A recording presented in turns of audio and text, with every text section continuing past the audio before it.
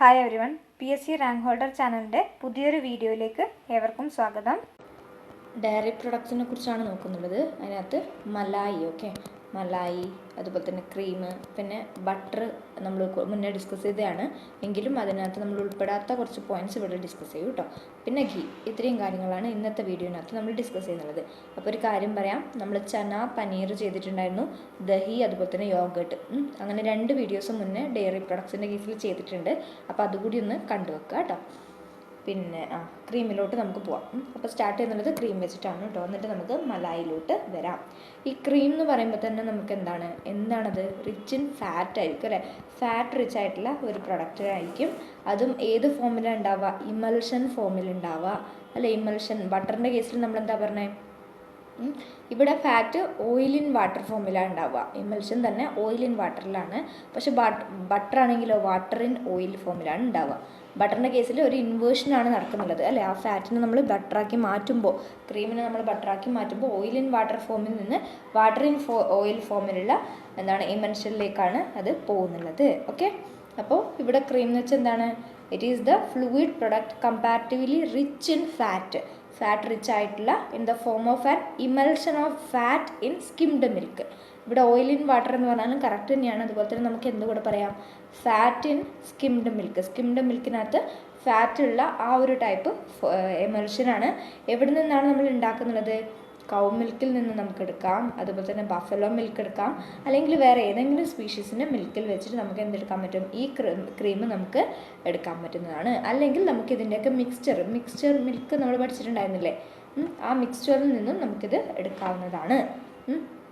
അപ്പോൾ ക്രീം പഠിക്കുമ്പോൾ നമുക്ക് അതിൻ്റെ കൂടെ തന്നെ പഠിക്കേണ്ടതാണ്. മിൽക്ക് പഠിച്ചപ്പോൾ നമ്മൾ പഠിച്ചിട്ടുണ്ടായിരുന്നില്ലേ, റീകോൺസ്റ്റിറ്റ്യൂട്ടഡ് മിൽക്ക് എന്ന് പറഞ്ഞ് പഠിച്ചിട്ടില്ലേ. അതേപോലെ തന്നെയാണ് റീകോൺസ്റ്റിറ്റ്യൂട്ടഡ് ക്രീം. അപ്പോൾ റീകോൺസ്റ്റിറ്റ്യൂട്ടഡ് മിൽക്ക് എന്തായിരുന്നു? ഫസ്റ്റ് ക്ലാസ്സിലാന്ന് തോന്നുന്നല്ലേ പറഞ്ഞത്. എന്താണ്? പാൽപ്പൊടി വെച്ചിട്ട് നമ്മൾ ഉണ്ടാക്കുന്നില്ല മിൽക്ക്. അതുപോലെ തന്നെയാണ് റീകോൺസ്റ്റിറ്റ്യൂട്ടഡ് ക്രീമിൻ്റെ കേസിലും നമ്മൾ പറയുന്നുള്ളത്. ഇവിടെ എന്ന് പറയുമ്പോൾ എന്താണ്? മിൽക്ക് പ്രൊഡക്ട്സ്, നമ്മുടെ ഏതെങ്കിലും മിൽക്ക് പ്രൊഡക്ട്സിന് നമ്മൾ വാട്ടറിലേക്ക് ആഡ് ചെയ്തിട്ട് അല്ലെങ്കിൽ വേറെ രീതിയിൽ നമ്മൾ എന്താണ് ഈ ക്രീം ഉണ്ടാക്കുന്നതിനെയാണ് നമ്മൾ എന്തെന്ന് പറയുക? റീകോൺസ്റ്റിറ്റ്യൂട്ടഡ് മിൽക്ക് എന്ന് പറയാം. It is the cream obtained by reconstituting milk products. Milk പ്രൊഡക്ട്സിനെ റീകോൺസ്റ്റിറ്റ്യൂട്ട് ചെയ്തിട്ട് with or without the addition of portable water. നമുക്ക് പോർട്ടബിൾ വാട്ടർ ആഡ് ചെയ്യാം, അല്ലെങ്കിൽ ആഡ് ചെയ്യാണ്ടിരിക്കാം. 2 രീതിയിലും നമുക്ക് ഉണ്ടാക്കാവുന്നതാണ്. അതിലാണ് നമ്മൾ റീകോൺസ്റ്റിറ്റ്യൂട്ടഡ് മിൽക്ക് എന്ന് പറയുന്നത്. ഇനി ഒന്നുകൂടി ഉണ്ട്, റീകമ്പൈൻഡ് മിൽക്ക് കൂടി ഉണ്ട് കേട്ടോ. റീകോൺസ്റ്റിറ്റ്യൂട്ടഡ് എന്ന് പറയുമ്പോൾ ആ ഡെഫിനിഷനകത്ത് എന്തുണ്ടാവും? ബൈ റീകോൺസ്റ്റിറ്റ്യൂട്ടിങ് മിൽക്ക് പ്രൊഡക്ട്സ് എന്ന് നിങ്ങൾക്ക് കാണാൻ സാധിക്കും. റീകമ്പൈൻഡ് ആകുമ്പോൾ അവിടെ നിങ്ങൾക്ക് ഡെഫിനിഷനകത്ത് എന്ത് കാണാൻ സാധിക്കും? റീകമ്പൈനിങ് എന്ന് പറയുന്നുള്ള ഒരു ടേം കണ്ടുപിടിക്കാൻ സാധിക്കും. അപ്പോൾ recombined cream means obtained by recombining milk products. ഇവിടെ മിൽക്ക് പ്രൊഡക്ട്സിനെ കമ്പൈൻ ചെയ്തിട്ടാണ് കിട്ടുന്നുള്ളത്. ഇവിടെയും സെയിം തന്നെയാണ്, with or without the addition of portable water. അപ്പോൾ ഇവിടെ റീകോൺസ്റ്റിറ്റ്യൂട്ടിങ് മിൽക്ക് പ്രൊഡക്ട്സ് ആണ്, ഇവിടെ റീകമ്പൈനിങ് മിൽക്ക് പ്രൊഡക്ട്സ് ആണ്. അതാണ് മെയിനായിട്ട് ഡിഫറൻസ് വരുന്നുള്ളത്. അപ്പോൾ ഡിഫറെൻറ്റ് ടൈപ്സ്, അതായത് ജസ്റ്റ് നമ്മൾ കേൾക്കുന്നുള്ള ഒരു ടൈപ്പ് ഓഫ് ക്രീമിൻ്റെ കാര്യമാണ് നമ്മളിവിടെ പറഞ്ഞത്. ഇനി നമ്മൾ കേൾക്കാറില്ലേ വിപ്പിംഗ് ക്രീം എന്നൊക്കെ പറയാറില്ല, അതായത് കേക്കിൻ്റെ മേലെയൊക്കെ ഉപയോഗിക്കാറുള്ള ആ ഒരു ക്രീമിനെയാണ് നമ്മൾ എന്ത് പറയുക? വിപ്പിംഗ് ക്രീം എന്ന് പറയാം. അപ്പോൾ വിപ്പിങ്ങിന് വേണ്ടി നമുക്ക് യൂസ് ചെയ്യുന്ന ക്രീമിനെ നമുക്ക് എന്ത് പറയാം? വിപ്പിംഗ് ക്രീം എന്ന് പറയാം. ഇവിടെ എന്ന് പറയുമ്പോൾ എന്താണ്? It is the fluid cream. അതൊരു ഫ്ലൂയിഡ് ക്രീമാണ്. അതുപോലെ തന്നെ എന്താണ്? റീകോൺസ്റ്റിറ്റ്യൂട്ടഡ് ക്രീമാണ്. അതുപോലെ തന്നെ റീകമ്പൈൻഡ് ക്രീമാണ്. ഈ വിപ്പിംഗ് ക്രീം എന്ന് പറഞ്ഞാൽ നമുക്ക് എല്ലാമാണെന്ന് പറയാം. എന്തൊക്കെ പറയാം? വിപ്പിംഗ് ക്രീമിന് നമുക്ക് എന്ന് പറയാം റീകമ്പൈൻഡ് ക്രീം ആണെന്ന് പറയാം, റീകോൺസ്റ്റിറ്റ്യൂട്ടഡ് ആണെന്ന് പറയാം, അതുപോലെ തന്നെ നമുക്ക് ഒരു ഫ്ലൂയിഡ് ക്രീം ആണെന്ന് പറയാം. അല്ലെങ്കിൽ ഇതിൻ്റെയൊക്കെ കോമ്പിനേഷൻ ആയിട്ടാണ് നമ്മൾ എന്തിനു വേണ്ടി യൂസ് ചെയ്യുന്നു? വിപ്പിങ്ങിന് വേണ്ടി യൂസ് ചെയ്യുന്നു. വിപ്പിങ്ങിന് വേണ്ടി നമ്മൾ യൂസ് ചെയ്യുന്നുള്ള മിൽക്കിനെയാണ് നമ്മൾ എന്ത് പറയുക? വിപ്പിംഗ് ക്രീം എന്ന് പറയാം. ഇനി ഫെർമെൻറ്റഡ് ക്രീം ഉണ്ട്. ഫെർമെൻറ്റഡ് ക്രീം അല്ലെങ്കിൽ കൾച്ചേർഡ് ക്രീം എന്നുകൂടി അറിയപ്പെടാം, അല്ലെങ്കിൽ സോർ ക്രീം എന്നുകൂടി അറിയപ്പെടാം. ഫെർമെൻറ്റഡ് അല്ലെങ്കിൽ കൾച്ചേർഡ് അല്ലെങ്കിൽ സോർ ക്രീം, ഇതൊക്കെ ഒന്നിൻ്റെ പേരാണ്. ഇവിടെ എന്ന് വെച്ചിട്ടുണ്ടെങ്കിൽ എന്താണ്? Milk product obtained by the fermentation of cream.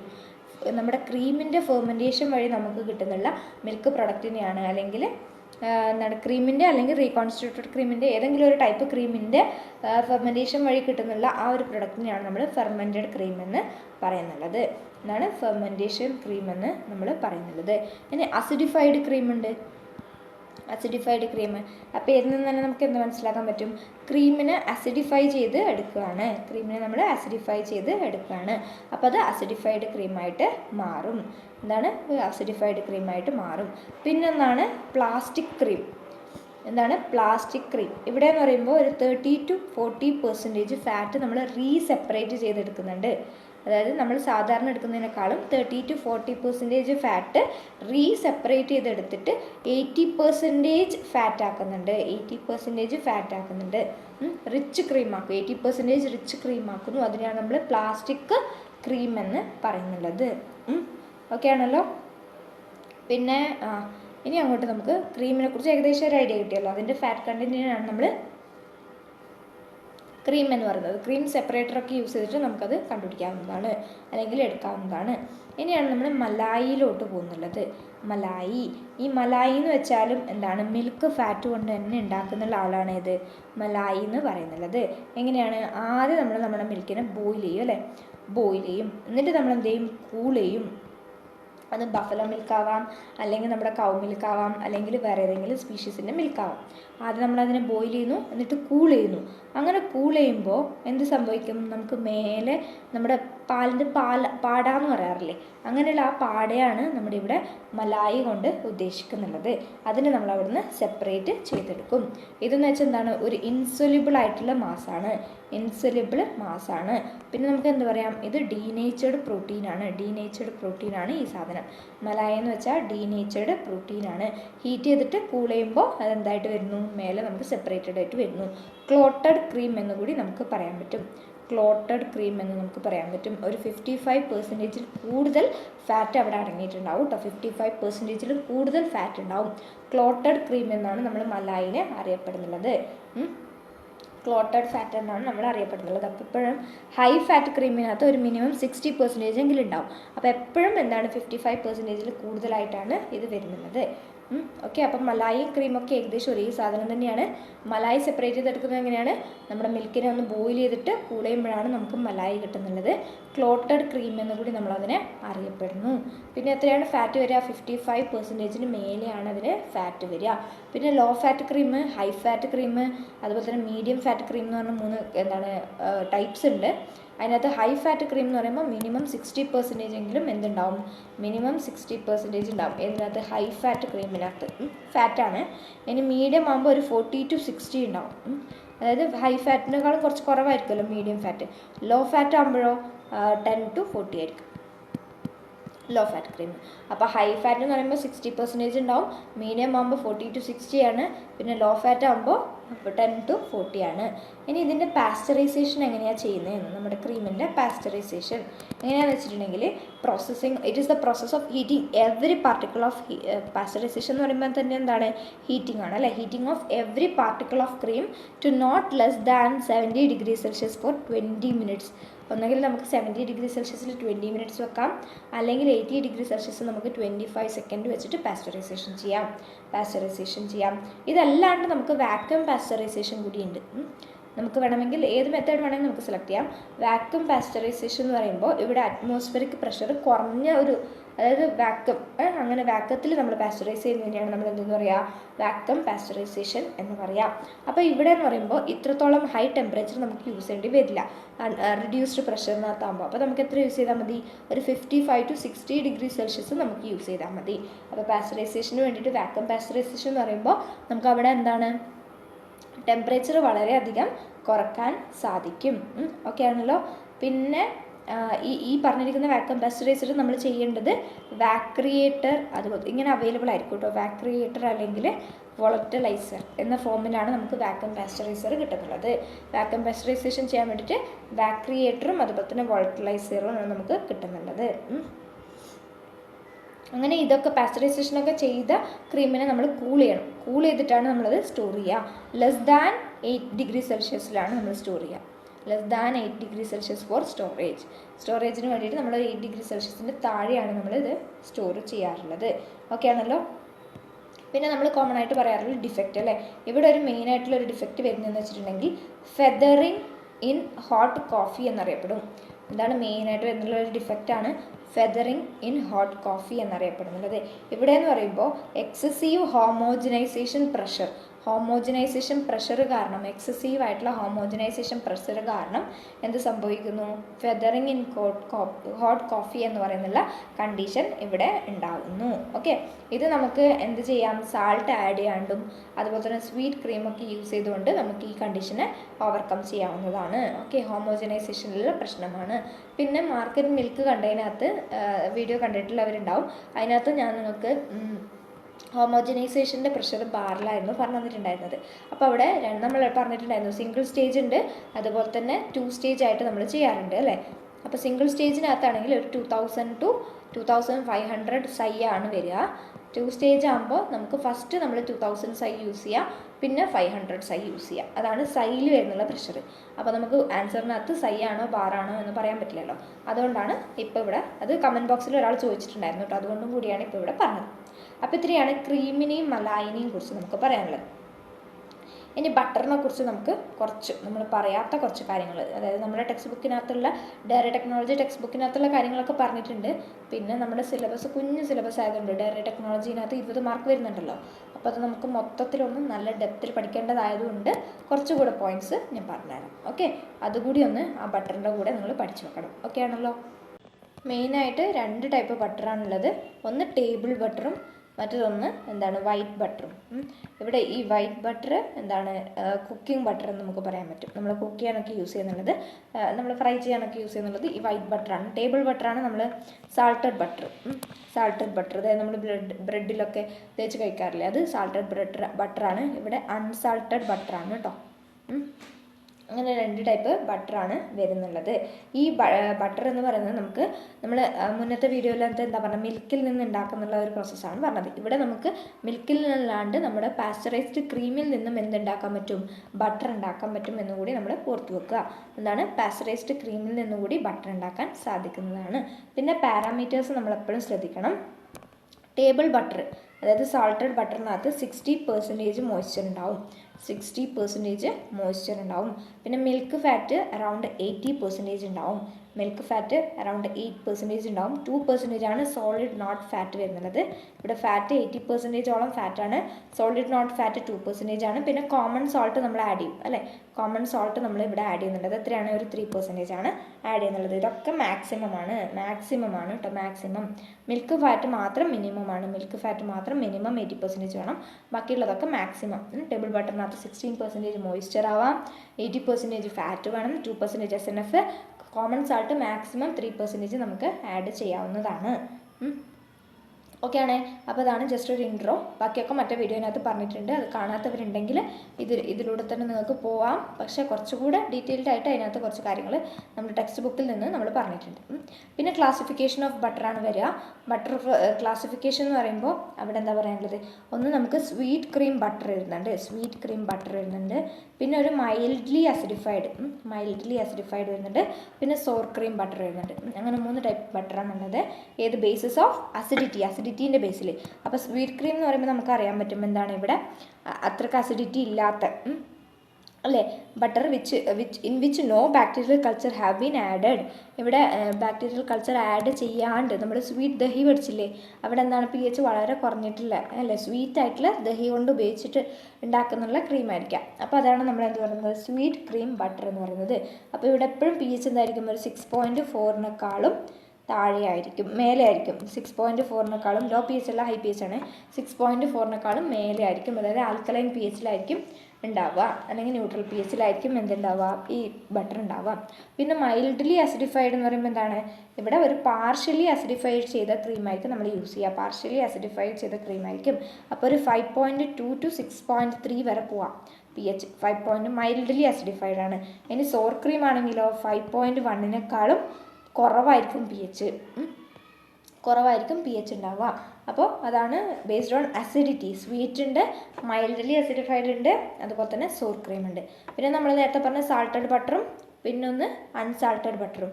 ഇത് ബേസ്ഡ് ഓൺ സാൾട്ട് കണ്ടൻ്റ് ആണ്. സാൾട്ട് കണ്ടൻറ്റിൻ്റെ ബേസിൽ നമുക്ക് എന്താണ് സാൾട്ടഡ് ബട്ടറും ഉണ്ട്, അതുപോലെ തന്നെ അൺസാൾട്ടഡ് ബട്ടറും ഉണ്ട്. സാൾട്ടഡ് ബട്ടർ എന്ന് പറയുമ്പോൾ നമുക്ക് എന്തറിയാം, സാൾട്ട് ആഡ് ചെയ്തിട്ടുണ്ടാവും. അപ്പോൾ നമുക്ക് ഒരു ഫ്ലേവറും അതുപോലെ തന്നെ കീപ്പിംഗ് ക്വാളിറ്റിയും ഇൻക്രീസ് ചെയ്യാൻ പറ്റും. അൺസാൾട്ടഡ് എന്ന് വെച്ചാൽ എന്താണ്, അവർ നമ്മൾ സാൾട്ട് ആഡ് ചെയ്തിട്ടില്ല. ഇവിടെ നമ്മൾ മറ്റ് പ്രൊഡക്ട്സ് ഉണ്ടാക്കാൻ വേണ്ടി, അതായത് കുക്കിംഗ് അതുപോലെ തന്നെ ഗീൻ്റെ പ്രൊഡക്ഷനൊക്കെ വേണ്ടിയിട്ട് അല്ലെങ്കിൽ ബട്ടർ ഓയിലിൻ്റെ ഒക്കെ പ്രൊഡക്ഷന് വേണ്ടിയിട്ടാണ് നമ്മൾ അൺസാൾട്ടഡ് ബട്ടർ ഉണ്ടാക്കുന്നുള്ളത്. അത് ബേസ്ഡ് ഓൺ സാൾട്ട് കണ്ടൻറ്റ് ആണിത്. ഇനി based own use, end use വെച്ചിട്ട് നമുക്കൊന്ന് ടേബിൾ ബട്ടർ എന്ന് പറഞ്ഞാൽ എന്താണ്, നമ്മൾ കൗവിൽ നിന്നോ അല്ലെങ്കിൽ നമ്മൾ പറഞ്ഞ ബഫലോയിൽ നിന്നോ നമുക്ക് കിട്ടുന്ന ബട്ടറാണ്. ഇവിടെ നമ്മൾ എന്താണ് കോമൺ സാൾട്ടൊക്കെ ആഡ് ചെയ്തിട്ട് ഈ പറഞ്ഞിരിക്കുന്ന സാൾട്ടർ ബട്ടർ തന്നെയാണ് നമ്മൾ എന്തെന്ന് പറയുന്നത് ടേബിൾ ബട്ടർ എന്ന് പറയുന്നത്. അത് നമ്മൾ പലതരം ബ്രെഡ് റോസ്റ്റ് ചെയ്യാനും അതുപോലുള്ള ആക്ടിവിറ്റീസിനൊക്കെ വേണ്ടി നമ്മൾ യൂസ് ചെയ്യും. പിന്നെ പറയുന്നതാണ് വൈറ്റ് ബട്ടർ നമ്മളിപ്പോൾ പറഞ്ഞ മറ്റ് അതർ പ്രോഡക്ട്സിൻ്റെ യൂസിന് വേണ്ടി നമ്മൾ യൂസ് ചെയ്യും. ഓക്കെയാണ്. ഇനി ഈ ക്രീമിൽ നിന്ന് നമ്മൾ എങ്ങനെയാണ് ബട്ടർ ഉണ്ടാക്കുന്നത് എന്നുള്ളതിൻ്റെ ഒരു ഫ്ലോ ഡയഗ്രാം കൂടി ഒന്ന് കാണിച്ചു തരാം. ഫ്ലോ ഡയഗ്രാം ക്രീമിൽ നിന്ന് എങ്ങനെയാണ് ഉണ്ടാക്കുന്നത്, നമ്മൾ മുന്നത്തേൽ എങ്ങനെയാണ് പഠിച്ച മിൽക്കിൽ നിന്ന് ചേൺ ചെയ്തെടുക്കുന്നതെന്നാണ് പറഞ്ഞത് അല്ലേ. ഇനി നമുക്ക് ക്രീമിൽ നിന്ന് എങ്ങനെയാണ് എടുക്കുന്നതെന്ന് പറയാം. ഈ ക്രീമിൽ നിന്ന് എടുക്കുന്നതെന്ന് പറയുമ്പോൾ ആദ്യം നമ്മൾ ക്രീം എടുത്തു, ചേണിങ് ഓഫ് ക്രീം, എന്നിട്ട് ബട്ടർ ഗ്രെയിൻ നമുക്ക് അവിടെ കിട്ടുന്നു. എന്നിട്ട് നമ്മളതിനെ വാഷ് ചെയ്യുന്നു. എന്നിട്ട് അതിനകത്തേക്ക് നമ്മൾ വാഷ് ചെയ്തെടുത്ത് കിട്ടിയതിന് നമ്മൾ എന്താണ് സാൾട്ടും കളറും ആഡ് ചെയ്യുന്നു. എന്നിട്ട് നമുക്ക് എന്താണ് ബട്ടർ കിട്ടുന്നു. ഓക്കെ, ചേണിങ് ചെയ്യുന്നു. ബട്ടർ ഗ്രെയിൻസ് നമുക്ക് കിട്ടും കേട്ടോ. ഈ ചേണിങ് ചെയ്യുമ്പോൾ നമ്മൾ ബട്ടർ മിൽക്കിനെ റിമൂവ് ചെയ്യും കേട്ടോ. മോരായിട്ട് നമുക്ക് കിട്ടാറില്ല, അങ്ങനെയുള്ള ബട്ടർ മിൽക്കിനെ നമ്മളിവിടെ റിമൂവ് ചെയ്യും. എന്നിട്ട് കിട്ടിയ ബട്ടർ ഗ്രെയിൻസിനെ നമ്മൾ വാഷ് ചെയ്തിട്ട് ഒന്നിച്ച് കൂട്ടി അതിനകത്തേക്ക് സാൾട്ടും കളറൊക്കെ ആഡ് ചെയ്തിട്ടാണ് ഫൈനൽ ബട്ടർ നമുക്കിവിടെ കിട്ടുന്നുള്ളത്.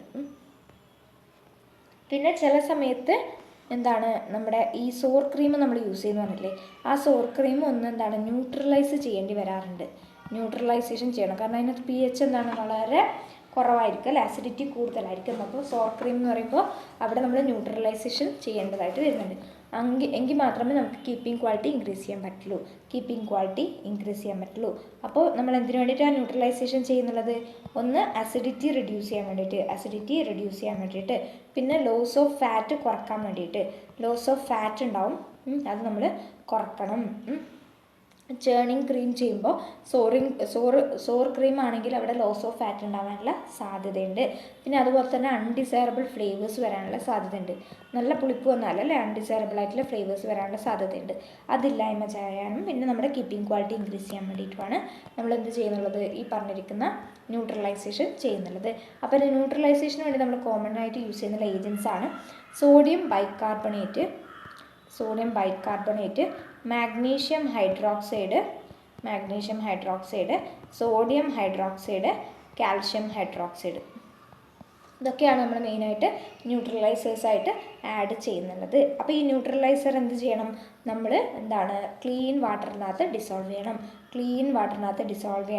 എന്നിട്ട് എന്ത് ചെയ്യണം, ഡൈല്യൂട്ട് ചെയ്തതിന് ശേഷം നമ്മൾ ക്രീമിൻ്റെ കൂടെ ആഡ് ചെയ്യും. അങ്ങനെ ക്രീമിലേക്ക് ആഡ് ചെയ്യുമ്പോൾ അത് കണ്ടിന്യൂസ്ലി അജിറ്റേറ്റ് ചെയ്യണം, എങ്കിൽ മാത്രമേ അത് എല്ലാ ഭാഗത്തേക്കും കറക്റ്റായിട്ട് എത്തുള്ളൂ അല്ലേ. അപ്പോൾ ഒരു 5 to 10 minutes ന്യൂട്രലൈസേഷന് ശേഷം നമ്മൾ കണ്ടിന്യൂസ്ലി അജിറ്റേറ്റ് ചെയ്തുകൊണ്ടേ ഇരിക്കണം. ഒരു 30 degree സെൽഷ്യസിലാണ് നമ്മൾ ന്യൂട്രലൈസേഷൻ ചെയ്യേണ്ടതായിട്ട് വരുന്നുള്ളത്. അപ്പോൾ എന്താ പറഞ്ഞാൽ സോർ ക്രീം ആണെങ്കിൽ ഒരു അൺഡിസൈറബിൾ ഫ്ലേവർ, അതുപോലെ തന്നെ കീപ്പിംഗ് ക്വാളിറ്റി ഉണ്ടാവില്ല. അപ്പോൾ കീപ്പിംഗ് ക്വാളിറ്റി നമുക്ക് ഇൻക്രീസ് ചെയ്യണം, ലോസ് ഓഫ് ഫാറ്റ് നമുക്ക് കുറക്കണം, അതിനൊക്കെ വേണ്ടി നമ്മൾ എന്ത് ചെയ്യും, ന്യൂട്രലൈസേഴ്സ് ആഡ് ചെയ്യും. അവിടെ നമ്മൾ മെയിനായിട്ട് യൂസ് ചെയ്യുന്ന ന്യൂട്രലൈസേഴ്സ് എന്ന് പറയുമ്പോൾ sodium hydroxide, magnesium hydroxide, calcium hydroxide, അതുപോലെ തന്നെ സോഡിയം ബൈകാർബണേറ്റ്സ് ഒക്കെയാണ് നമ്മൾ യൂസ് ചെയ്യുക. അങ്ങനെ അത് യൂസ് ചെയ്യുമ്പോൾ നമ്മൾ എന്താ പറയുക 30 degree സെൽഷ്യസിൽ വേണം നമ്മൾ ഈ ന്യൂട്രലൈസേഷൻ ചെയ്യാൻ വേണ്ടിയിട്ട്. അത് ചെയ്യുമ്പോൾ നമ്മൾ കണ്ടിന്യൂസ്ലി അജിറ്റേറ്റ് ചെയ്യണം. ആദ്യം നമ്മളിത് വാട്ടറിനകത്ത് ഡിസോൾവ് ചെയ്തിട്ട് അതിനുശേഷം നമ്മളത് സ്ലോലി ക്രീമിലോട്ട് ആഡ് ചെയ്യുക. അങ്ങനെ കണ്ടിന്യൂസ്ലി അജിറ്റേറ്റ് ചെയ്തിട്ട് ഒരു 5 to 10 minutes ഇത് ആഡ് ചെയ്തതിന് ശേഷം കണ്ടിന്യൂസ്ലി നമ്മൾ അജിറ്റേറ്റ് ചെയ്യണം. ഓക്കെ ആണല്ലോ. ഇനി ചില സമയത്ത് എന്താണ് റൈപ്പനിങ് ചെയ്യാറുണ്ട്, അതായത് പാസ്ചറൈസേഷനൊക്കെ ചെയ്തു എന്നിട്ട് നമ്മൾ എന്ത് ചെയ്യും, ഒരു 21 degree സെൽഷ്യസിൽ നമ്മൾ ഈ പറഞ്ഞിരിക്കുന്ന ക്രീമിനെ കീപ്പ് ചെയ്യും. ഇതിപ്പോൾ ക്രീമിൻ്റെ കേസിലും പെട്ടു, ബട്ടറിൻ്റെ കേസിലും പെട്ടു കേട്ടോ. അപ്പോൾ എന്താണ് ബട്ടറിൻ്റെ കേസിൽ തന്നെയായിരിക്കും മെയിനായിട്ട് വരിക. ഒരു 21 ഡിഗ്രി സെൽഷ്യസിൽ നമ്മൾ വെക്കുമ്പോൾ അവിടെ റൈപ്പനിങ് നടക്കും. റൈപ്പനിങ് എന്ന് പറയുമ്പോൾ എന്താണ്? ഫെർമെൻറ്റേഷൻ നടക്കും എന്നാണ് അർത്ഥം അല്ലേ. നമ്മൾ റൈപ്പൻ ചെയ്യുമ്പോൾ വൈൻ എന്നൊക്കെ നമ്മൾ കേട്ടിട്ടുണ്ടാവുമല്ലോ. അപ്പോൾ അത് ഒരുപാട് സമയം വെച്ചിട്ടുണ്ടെങ്കിൽ അത് എന്താണ്? റൈപ്പനിങ് കൂടുതലായിരിക്കും. അതുപോലെ തന്നെയാണ് ഇവിടെ. അപ്പോൾ നമ്മളൊരു 21 ഡിഗ്രി സെൽഷ്യസിൽ വെച്ചാൽ ഇവിടെ നമ്മുടെ ബട്ടറിൻ്റെ അല്ലെങ്കിൽ ക്രീമിൻ്റെ എന്താണ്? റൈപ്പനിങ് അവിടെ സംഭവിക്കും. റൈപ്പനിങ് എന്ന് പറഞ്ഞാൽ എന്താണ്? Process of fermentation of the cream. Okay. അപ്പോൾ ഇത് നമ്മൾ സ്വീറ്റ് ക്രീമാണ് നമുക്ക് ആവശ്യമെങ്കിൽ നമ്മൾ ഒരിക്കലും ഫെർമെൻറ്റേഷൻ ചെയ്യാൻ പാടില്ല. സ്വീറ്റ് ക്രീമാണ് നമുക്ക് ആവശ്യമെങ്കിൽ നമ്മൾ ഒരിക്കലും ഇത് ചെയ്യാൻ പാടില്ല. ഇങ്ങനെ നമ്മൾ ഫെർമെൻറ്റേഷനിൽ വെച്ചാൽ നമ്മൾ നേരത്തെ എന്താണ് ദഹീൻ്റെ കേസിൽ പറഞ്ഞില്ലേ, ഒരു ഡൈഅസറ്റൈൽ, ആ കോമ്പൗണ്ടാണ് ഇതിന് ഫ്ലേവറിങ് കൊടുക്കുന്നുള്ളത്. നമ്മുടെ ബട്ടറിനും ഫ്ലേവറിങ് കൊടുക്കുന്നത് ആരാണ്? ഈ പറഞ്ഞിരിക്കുന്ന ഡൈഅസറ്റൈലാണ്. അപ്പോൾ നമ്മൾ റൈപ്പനിങ്ങിന് വെക്കുമ്പോൾ ഇത് നമ്മുടെ എന്താണ്? ഹയർ ഡൈഅസറ്റൈൽ കണ്ടൻറ്റ് ഉണ്ടാവും. അതുപോലെ തന്നെ ഹയർ എന്തുണ്ടാവും? ഫ്ലേവർ ഇവിടെ വരുന്നുണ്ട്. ഓക്കെ ആണല്ലോ.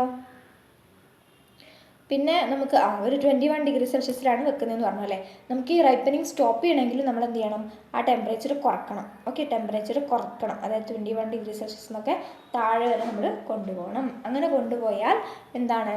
അവിടെ ഫെർമെൻറ്റേഷൻ സ്റ്റോപ്പ് ചെയ്യാവുന്നതാണ്. പിന്നെ നമുക്ക് നല്ലോണം, അതായത് ഒരുപാട് ഡൈഅസറ്റൈലും അതുപോലെ തന്നെ ലാക്റ്റിക് ആസിഡ് ഉണ്ടായാലും പ്രശ്നമാണ്. അതുകൊണ്ട് തന്നെ അധികം ഉണ്ടാവാൻ പാടില്ല. ഒരു ഒപ്റ്റിമം റേഞ്ചിലായിരിക്കണം ഈ പറഞ്ഞിരിക്കുന്ന സാധനം നടക്കേണ്ടത്, ഫെർമെൻറ്റേഷൻ നടക്കേണ്ടത്. ഓക്കെ ആണല്ലോ. പിന്നെ ശ്രദ്ധിക്കാനുള്ളത് സാൾട്ടിങ് ആണ്. ഇത് ശരിക്കും ഒരു കൺവെൻഷണൽ പ്രോസസ്സാണ്. എന്താണെന്ന് വെച്ചിട്ടുണ്ടെങ്കിൽ ബട്ടർ നമ്മൾ എന്തെങ്കിലും സാൾട്ട് ആഡ് ചെയ്ത് വെക്കും. എങ്ങനെ? ചേണിങ് ചെയ്തില്ലേ. അപ്പോൾ ബട്ടറിൻ്റെ ഇനീഷ്യൽ ബട്ടർ ആദ്യം നമ്മൾ ഉണ്ടാക്കുക ആ ടൈമിൽ തന്നെ നമ്മൾ എന്ത് ചെയ്യും? സാൾട്ട് ഇവിടെ ആഡ് ചെയ്ത് വെക്കും. ഇത് പണ്ടത്തെ കൺവെൻഷണൽ ആയിട്ടുള്ള ഒരു മെത്തേഡാണ് കേട്ടോ. അങ്ങനെ നമുക്ക് ആഡ് ചെയ്താൽ എന്താണ്? സാൾട്ട് ആഡ് ചെയ്തിട്ടുണ്ടെങ്കിൽ അതൊരു പ്രിസർവേറ്റീവായിട്ട് ആക്ട് ചെയ്യും. അങ്ങനെ നമുക്ക് അധികം മൈക്രോബൽ ആക്ടിവിറ്റി ഒന്നും ഇവിടെ വരാൻ നടക്കില്ല കേട്ടോ. പിന്നെ ഡ്രൈ സാൾട്ടിങ്, അതുപോലെ തന്നെ വെറ്റ് സാൾട്ടിങ്. വെറ്റ് സാൾട്ടിങ് എന്ന് പറയുമ്പോൾ എന്താണ്? സാൾട്ട് ആഡ് ചെയ്തിട്ട് നമ്മൾ വാട്ടർ ആഡ് ചെയ്യും. അതാണ് വെറ്റ് സാൾട്ടിങ്. ഡ്രൈ സാൾട്ടിങ് എന്ന് പറയുമ്പോൾ വാട്ടർ ആഡ് ചെയ്യുന്നില്ല. പിന്നെ ബ്രൈൻ സാൾട്ടിങ്, അതായത് ഉപ്പ് വെള്ളം തന്നെ ആഡ് ചെയ്യുന്നത്, അതാണ് ബ്രൈൻ സാൾട്ടിങ്. അങ്ങനെ 3 തരത്തിൽ നമ്മൾ ചെയ്യുന്നുള്ളത്. ഒന്ന് നമുക്ക് എന്തിനു വേണ്ടിയിട്ടാണ്? പ്രിസർവേഷൻ, അല്ലെ, ഷെൽഫ് ലൈഫ് കൂട്ടാൻ വേണ്ടിയിട്ട്. പിന്നെ ഫ്ലേവേഴ്സ് നമുക്ക് കൂട്ടാൻ വേണ്ടിയിട്ട്. അതിന് വേണ്ടിയിട്ടാണ് നമ്മൾ ഈ പറഞ്ഞിരിക്കുന്ന ഇത് ചെയ്യുന്നുള്ളത്. പിന്നെ കളർ അഡീഷൻ്റെ കേസിൽ പറയുകയാണെങ്കിൽ ബട്ടർ കളേഴ്സ് എന്ന് പറയുമ്പോൾ ഒരു യൂണിഫോം ക്വാളിറ്റി ബട്ടർ നമ്മൾ എന്താണ് മൊത്തത്തിൽ നമ്മളിപ്പോൾ ഏത് സമയത്ത് ഇപ്പോൾ നമ്മൾ കീപ്പ് ചെയ്യുമ്പോൾ അതിനകത്തുള്ള കളർ ചേഞ്ചസ് ഒന്നും വരാൻ പാടില്ല. ഓക്കെ, അതുകൊണ്ടാണ് ആ ഒരു കളർ എപ്പോഴും നമ്മൾ എന്താണ് മെയിൻറ്റെയിൻ ചെയ്യണമെന്ന് പറയുന്നത്. കോമൺ ആയിട്ട് നമ്മൾ യൂസ് ചെയ്യുന്ന കളർ, അത് മറ്റേ വീഡിയോയിനകത്ത് പറഞ്ഞിട്ടുണ്ട്. അന്നാറ്റോ എന്ന് പറയുന്നുള്ള ഒരു കോമ്പൗണ്ടാണ്. ഈ കോമ്പൗണ്ട് അന്നാറ്റോ പ്ലാന്റിൽ നിന്നാണ് എടുക്കുന്നുള്ളത്. അന്നാറ്റോ എന്ന് പറയുന്നുള്ള കോമ്പൗണ്ടാണ്, അന്നാറ്റോ പ്ലാന്റിൽ നിന്ന് കിട്ടുന്നുള്ള കോമ്പൗണ്ടാണ് നമ്മൾ കളറിന് വേണ്ടി യൂസ് ചെയ്യുന്നുള്ളത്. ഒന്നുകിൽ നമുക്ക് ലാസ്റ്റ് സ്റ്റേജിൽ ആഡ് ചെയ്യാം, അല്ലെങ്കിൽ സാൾട്ടിൻ്റെ കൂടെ മിക്സ് ചെയ്തിട്ട് നമുക്ക് ഈ കളർ ആഡ് ചെയ്യാവുന്നതാണ്. ഓക്കെ ആണല്ലോ. പിന്നെ പാക്കേജിങ്ങിൻ്റെ കേസിൽ പറയുമ്പോൾ ഇവിടെ നമുക്ക് പാർച്ച്മെൻറ്റ് പേപ്പർ യൂസ് ചെയ്തിട്ട് നമ്മുടെ ബട്ടറിനെ നമുക്ക് ബട്ടറിനെ സ്റ്റോർ ചെയ്യാൻ പറ്റും, പാക്ക് ചെയ്യാൻ പറ്റും. അല്ലെങ്കിൽ നമുക്ക് ഇതിനെ പാർച്ച്മെൻറ്റ് പേപ്പർ തന്നെയാണ് ഇത് ബട്ടർ പേപ്പർ എന്ന പേരിൽ അറിയപ്പെടുന്നത്, നമുക്കറിയാമല്ലോ. പിന്നെ വാക്സ് കോട്ടഡ് പേപ്പർ ഉണ്ടല്ലോ, ബട്ടർ പേപ്പർ നമ്മൾ കേട്ടിട്ടുണ്ടല്ലോ, അത് തന്നെയാണ് പാർച്ച്മെൻറ്റ് പേപ്പർ കേട്ടോ. അല്ലെങ്കിൽ വാക്സ് കോട്ടഡ് ആയിട്ടുള്ള പേപ്പർ ഉണ്ട്, വാക്സ് കോട്ട് ചെയ്തിട്ടുള്ള പേപ്പർ ഉണ്ട്, അതിനകത്ത് നമുക്കിതിനെ സ്റ്റോർ ചെയ്യാവുന്നതാണ് അല്ലെങ്കിൽ പാക്ക് ചെയ്യാവുന്നതാണ്. പിന്നെ സെല്ലോഫെയിനകത്ത് നമുക്ക് സ്റ്റോർ ചെയ്ത് വെക്കാവുന്നതാണ്. അലൂമിനിയം ഫോയിലിനകത്ത് നമുക്ക് ചെയ്ത് വെക്കാം. അതുപോലെ തന്നെ ടിൻ ക്യാൻസ്, ലാക്വേർഡ് ടിൻ ക്യാൻസിനകത്ത് നമുക്ക് വെക്കാവുന്നതാണ്. അപ്പോൾ ഇതുപോലെയാണ് ഇതിനെ പാക്ക് ചെയ്ത് വെക്കുക. സ്റ്റോർ ചെയ്യുന്നത് എപ്പോഴും 4 ഡിഗ്രി സെൽഷ്യസിൽ താഴെയുള്ള ടെമ്പറേച്ചറിലായിരിക്കണം നമ്മൾ സ്റ്റോർ ചെയ്യേണ്ടത്.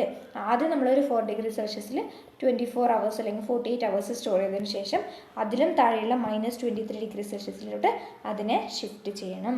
ഓക്കെ, 4 ഡിഗ്രി സെൽഷ്യസിലോട്ട് -23, അതായത് ഷോർട്ട് ടൈം ഒക്കെയാണ് നമുക്ക് 4 ഡിഗ്രി സെൽഷ്യസ് ഒക്കെയാണ് 24 to 48. പക്ഷേ ലോങ് ടൈം സ്റ്റോറേജ് ആണെങ്കിൽ 23 ഡിഗ്രി സെൽഷ്യസ് ഒക്കെ നമുക്ക് വെക്കേണ്ടതാണ്. ഓക്കെ ആണല്ലോ. പിന്നെ ഇതിനകത്ത് ചില ഡിസ്കളറേഷൻസ് വരും കേട്ടോ, പല മൈക്രോബ്സിൻ്റെ ഗ്രോത്ത് പ്രകാരം. റെഡിഷ് കളർ, ഓറഞ്ച്, യെല്ലോ, അതുപോലെ തന്നെ ഗ്രീൻ, ബ്ലൂ, ഗ്രീൻ, ബ്രൗൺ എന്നൊക്കെ പറഞ്ഞാൽ പല കളേഴ്സ് വരും. അപ്പോൾ അതെന്താണ്? ഡിസ്കളറേഷനാണ്, മൈക്രോബ്സിൻ്റെ ഗ്രോത്ത് മൂലം ഉണ്ടാകുന്നുള്ള ഡിസ്കളറേഷനാണെന്ന് നമ്മൾ മനസ്സിലാക്കേണ്ടിയിരിക്കുന്നു. അപ്പോൾ ഇനി ഗീ നമ്മൾ കുറച്ച് ഡീറ്റെയിൽഡ് ആയിട്ട് തന്നെ പറഞ്ഞുതരാനുണ്ട്, അത് നെക്സ്റ്റ് വീഡിയോയിനകത്ത് ചെയ്തുതരാം കേട്ടോ.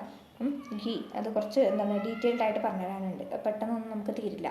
അപ്പോൾ നമ്മൾ ഇന്ന് ഇപ്പോൾ 2ാമത്തെ വീഡിയോ അല്ലേ, അപ്പോൾ കംപ്ലീറ്റ് ചെയ്യാൻ പറ്റിയെന്ന് വരില്ല. അപ്പോൾ നമുക്ക് ഗീ നമുക്ക് നാളെ. Okay, so thank you.